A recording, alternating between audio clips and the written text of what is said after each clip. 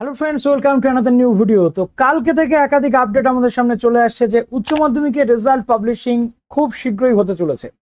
কেননা উচ্চ মাধ্যমিকের রেজাল্ট অলমোস্ট রেডি হয়ে গেছে। প্রত্যেকটা ক্যান্ডিডেট ওয়েট করছে দীর্ঘদিন ধরে কবে তাদের উচ্চ মাধ্যমিকের রেজাল্ট বেরোবে। তো এই উচ্চ মাধ্যমিকের রেজাল্ট বেরোনোর পর আমাদের সবচেয়ে বড় যে গুরু দায়িত্ব আমাদের নিজেদের কাঁধে এসে পড়ে সেটা হচ্ছে আমাদের কলেজে অ্যাডমিশন।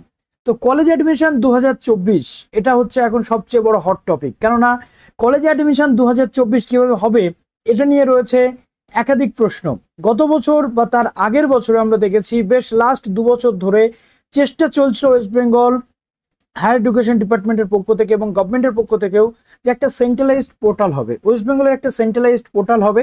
সেই পোর্টালের মাধ্যমে ভর্তির প্রক্রিয়া কিন্তু হবে, অর্থাৎ এই যে রাজ্যের একাধিক কলেজ রয়েছে সেই কলেজগুলোতে বিভিন্ন পোর্টালের মাধ্যমে ভর্তি করা হয়। এক একটা কলেজে ভর্তি হতে গেলে এক একটা কলেজের পোর্টাল আলাদা আলাদাভাবে যেতে হয়। এখানে যেমন স্টুডেন্টসদের খরচ হয়, মোটামুটি একটা কলেজে ভর্তির ফর্ম ফিল আপ করতে গেলে 150 টাকা থেকে 200 টাকা খরচা হয়। 10টা কলেজে করতে গেলে 1000 টাকা খরচা। সেই খরচাটাকে কমিয়ে একটা নির্দিষ্ট পোর্টালে যদি এই ব্যবস্থাটা করা যায় তাহলে একটা পেমেন্টের মাধ্যমে প্রত্যেকটা কলেজের ফর্ম ফিল আপ কিন্তু পসিবল। কিন্তু তেমনিভাবে মেরিট লিস্টও কিন্তু একটা প্ল্যাটফর্মের মাধ্যমেই দেখা কিন্তু সম্ভব, কিন্তু এটা লাস্ট কয়েক বছর ধরে সম্ভব হচ্ছিল না। এবছর একটা আপডেট রয়েছে যে এবছর সেন্ট্রালাইজড পোর্টাল হতে চলেছে। কিভাবে এই সেন্ট্রালাইজড পোর্টালে ভর্তি হবে, কতদূর সেই ভর্তি সংক্রান্ত আপডেট রয়েছে, ডিটেল জানাবো আজকের এই ভিডিওটাতে। যারা নতুন আছেন এই চ্যানেলে অবশ্যই চ্যানেলটিকে সাবস্ক্রাইব করে পাশে বেল আইকনটি ক্লিক করে দিন যাতে সমস্ত তথ্যগুলো আপনারা টাইম টু টাইম এখান থেকে পেয়ে যান। সর্বপ্রথম আপনাদের বলবো যে গতকালকের যে আপডেটটা ছিল উচ্চ মাধ্যমিক নিয়ে, সংসদের পক্ষ থেকে বলা হচ্ছে যে রেজাল্ট অলমোস্ট রেডি হয়ে গেছে, কিন্তু রাজ্য সরকারের সিগন্যাল না পেলে তারা এই রেজাল্টটা কিন্তু পাবলিশ করতে পারছে না। রাজ্য সরকারের যে সিগন্যাল পাওয়া যাবে, গ্রিন সিগন্যাল পাওয়া যাবে, মুখ্যমন্ত্রী সিগন্যাল দেবেন তবেই কিন্তু রেজাল্ট পাবলিশ হবে। লোকসভা ভোটের জন্য বেশ কতগুলো প্রবলেম তৈরি হচ্ছে, যেমন উচ্চ মাধ্যমিকের রেজাল্ট পাবলিশিং এর পর একটা সংবর্ধনা সভা করা হয় নেতাজি ইন্ডোর স্টেডিয়ামে। সেখানে স্টুডেন্টসরা যায়, গিয়ে সেখান থেকে সংবর্ধনা নিয়ে আসে। লোকসভা ভোটের জন্য সেই জায়গাতে কোনো প্রবলেম হবে কিনা সেই নিয়ে রাজ্য সরকার কিন্তু নির্বাচন কমিশনের কাছে এই বিষয়টি নিয়ে পারমিশনের জন্য অবগত হচ্ছেন। এবং এই লোকসভা ভোটের জন্যই কিন্তু এই রেজাল্ট কবে বেরোবে এই নিয়ে একাধিক কনফিউশন। তবে যেমনটা তথ্য রয়েছে রেজাল্ট কিন্তু এপ্রিলের মধ্যেই বেরোতে চলেছে। যদি অফিসিয়াল কোনো আপডেট নেই তবুও আপনাদের বলে রাখি যে রেজাল্টের সমস্ত কাজ কিন্তু কমপ্লিট হয়ে গেছে। মার্কস আপলোডিং থেকে শুরু করে ইচ অ্যান্ড এভরি পয়েন্ট সব কিন্তু ডান। এবার কিন্তু রাজ্য সরকারের সিগন্যাল পেলেই রেজাল্ট আসবে। যখনই সেই আপডেট আসবে আমি আপনাদের সামনে ভিডিও নিয়ে চলে আসবো।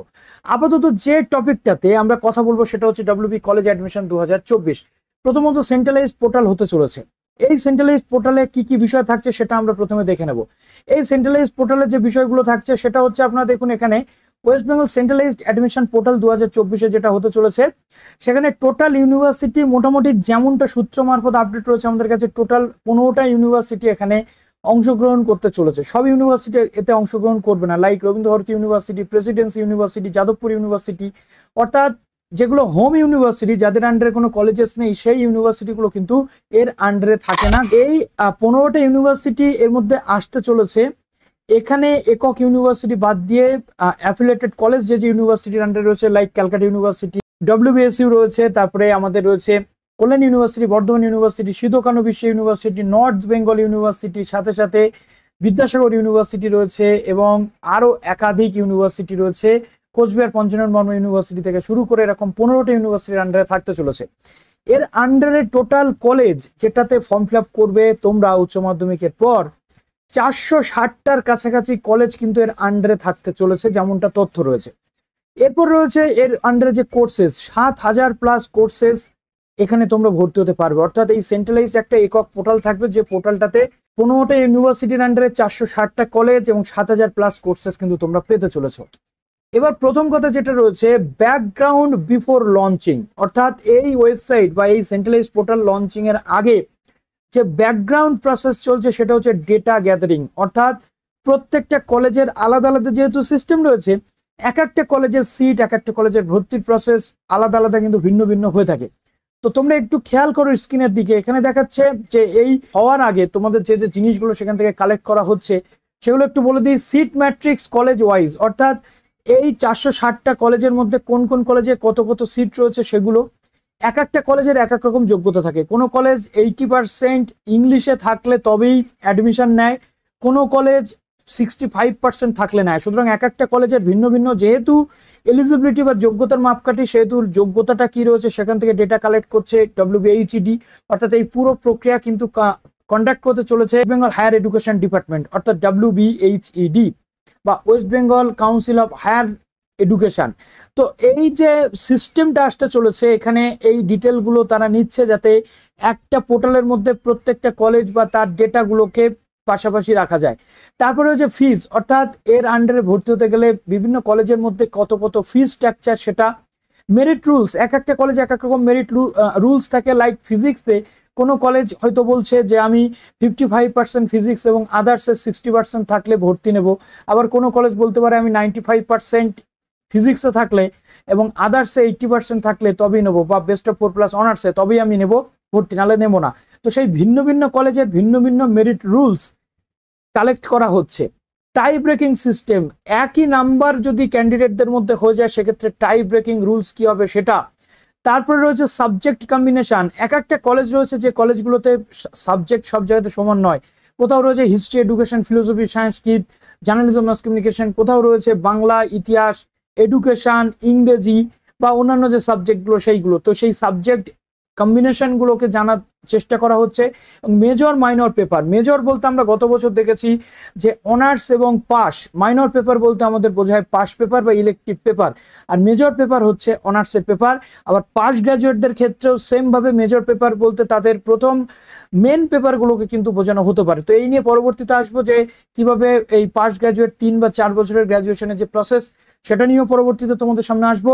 তার আগে এই যে ডেটাগুলো কিন্তু কালেক্ট করা হচ্ছে, অর্থাৎ এখান থেকে বোঝা যাচ্ছে পুরো সিস্টেমটাই কিন্তু এবার কন্ডাক্ট হতেই চলেছে। আমি এটা প্রবাবল বলছি, এটা কিন্তু জেনুইন বা এক্সাক্ট নয়। এক্সাক্ট আপডেট এলে আমি দেবো, মোটামুটি একটা চিত্র তোমাদের সামনে তুলে ধরছি। এবার যারা তোমরা অ্যাডমিশনের জন্য আবেদন করতে চাইবে, বিভিন্ন কলেজের যে পোর্টাল গিয়ে সেটা তো আর থাকছে না, একটা নির্দিষ্ট পোর্টালে টোটাল সমস্ত কলেজ এবং ইউনিভার্সিটির লিস্ট তোমরা পাবে। সেখানে কিভাবে থাকতে পারে তার একটা ডিজাইন, আমি প্রবাবল ডিজাইন তোমাদের সামনে তুলে ধরার চেষ্টা করেছি।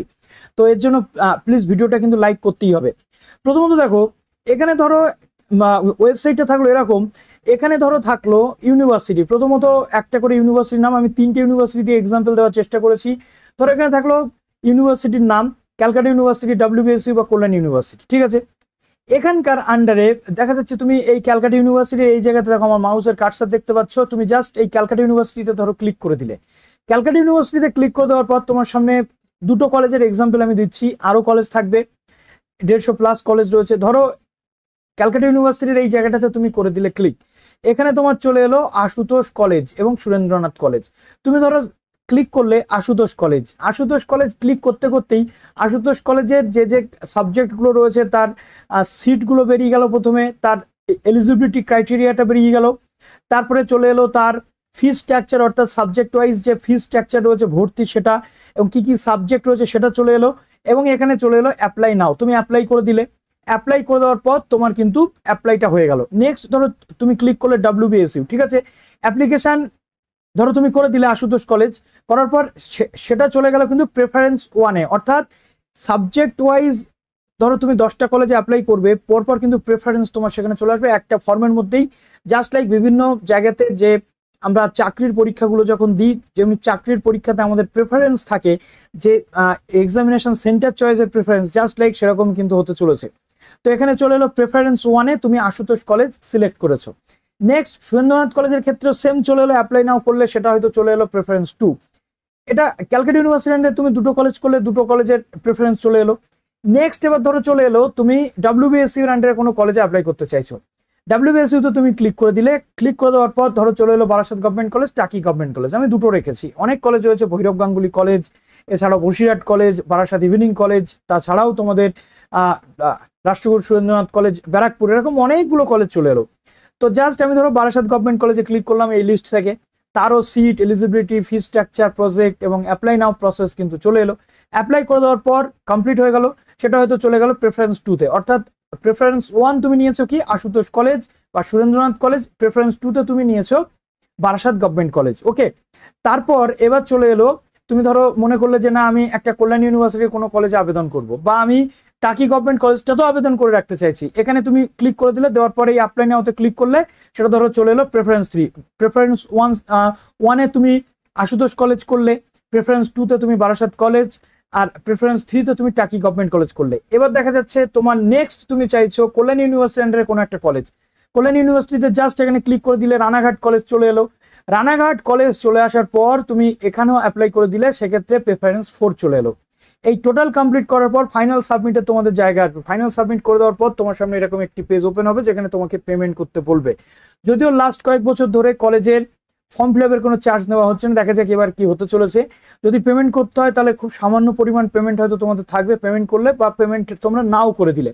তারপরে তোমাদের সামনে একটা বড় ফর্ম চলে এলো যেখানে তোমার ছবি থাকলো। হ্যাঁ, তবে হ্যাঁ, এই অ্যাপ্লাই প্রসেসের মধ্যে কিন্তু তোমার সমস্ত ডিটেল থাকবে, ছবি থেকে শুরু করে তোমার ডকুমেন্টস, তোমার মার্কশিট, তোমার আধার ডিটেল, তোমার অ্যাডমিট কার্ড, সব কিছুই কিন্তু তোমাকে আপডেট করতে হবে।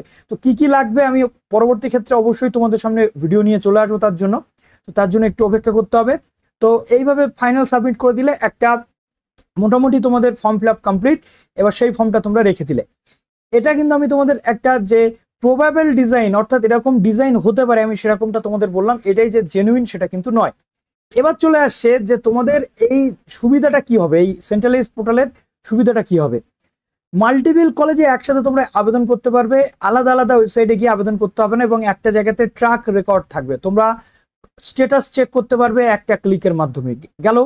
তারপরে আসছে কি লেস এক্সপেন্সেস, অর্থাৎ এক একটা কলেজে ভর্তি হওয়ার জন্য ফর্ম ফিল আপ করতে গেলে এক এক রকমের চার্জ তোমাদের দিতে হতো, যদিও লাস্ট কয়েক বছর ধরে চার্জ তোমাদের দিতে হচ্ছে না, বাট এখানে খরচ কিন্তু তোমাদের কমে যাবে। তারপরে যেটা রয়েছে ইজি টু চেক স্ট্যাটাস, অর্থাৎ তুমি তোমার ফর্ম ফিল আপের স্ট্যাটাস চেক করতে পারবে GS2 তে, মেরিট লিস্ট চেক করতে পারবে একটা ক্লিকেই। 10টা কলেজে ফর্ম ফিল আপ করলে 10টা কলেজের ওয়েবসাইটে গিয়ে গিয়ে তোমাকে চেক করতে হবে কবে কোথায় ফর্ম ফিল আপ, মারাত্মক লেভেলের একটা অ্যাংজাইটি কাজ করবে। কিন্তু এখানে একটা পোর্টালের মাধ্যমে এই সুবিধাটা তোমাদের হবে, তোমার প্রোফাইলে গিয়ে ড্যাশবোর্ডে ক্লিক করলে স্ট্যাটাস তুমি কিন্তু চেক করে দেখে নিতে পারবে। জাস্ট লাইক আমি এখানে তোমাদের সেই ড্যাশবোর্ডটাই কিন্তু দেখানোর চেষ্টা করলাম যে এরকম একটা ড্যাশবোর্ড তোমাদের হতে পারে। ঠিক আছে, তো আশা করছি এখান থেকে তোমাদের পুরো ডাউট আজকে ক্লিয়ার হয়ে গেল যে কিভাবে এবার ভর্তি হতে চলেছে। তো এবার 1 বাই 1 আমি তোমাদের এই রিলেটেড একাধিক ভিডিও নিয়ে চলে আসবো কলেজ অ্যাডমিশন রিলেটেড। তার জন্য আমাদের চ্যানেলটাকে সাবস্ক্রাইব করে আমাদের সাথে অবশ্যই জুড়ে থাকতে হবে। চলো ভিডিওটা এখানে শেষ করলাম, ভালো থেকো সবাই, বেস্ট অফ লাক।